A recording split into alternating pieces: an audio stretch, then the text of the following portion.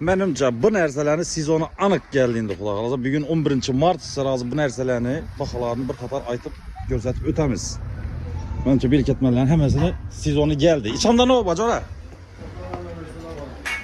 Kan hazır indi 11 Mart işler başlandı da atışlar başlandı mesela rayon yerlerinde. Şunun için hazır bir nelerinin bahalarını aytib o'tsak. Mesela iş ketmanlar necha so'm bu?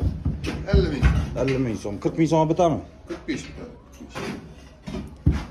Bir ikkisini bana aytib kelsa 40'a berasan. Tamam. Sınavı keser bize dingi veremiz. Ana. Bulan necha so'm? Adını o da aytiladi da ay 120. ay Ay ketman getmen değil de. 120. Sınavı keser 100 soma verip veremiz. 100 soma karma. 1. Bir 100 som. Burakla Burakla 20 bin som. hammasini qaytib gelişib berasan aka. Veremiz. Özerimizde 40 Abat bazarda yine. Görseniz özleriniz bilesiniz yani. Bir yandan 4 dilden geliş, bir yandan Bostan'dan, bir yandan bazarını elde. Yapmak kıskası. Köşede yine erseler namazı bir katar aytıp ötemiz. Lapat dilen çason oldu bu. 35 bin som. 35 bin. Bu Tumça mı? Ne vardı bunun adı? Tumçalar. Tumçalan çason mu? 20 bin 15 bin. 20 bin, 15 bin. Ketmenlerin bakaları bir katar aytıp aytıp. 100 bin som, 80 bin som. Ulu gittisine karar. Peş çason.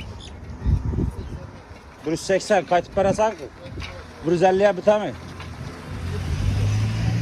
160 biter mi? 170 veremiz. Bu ne?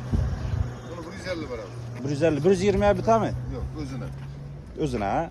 Boldu yine. Telefon nömrü aytıp ver. Telefon numara 99 958 22 93. Buna bir bakasını aytıp ver indi. Kazanı kapı kayması 1 milyon som. Hemmesi 1 milyon ha. Buna kaytıp 800'lere biter mi? 950 bin som biter. 950 biter ha. Boldu ana. Gel arasında şurada gelişip beraber arası tarafında kalasa.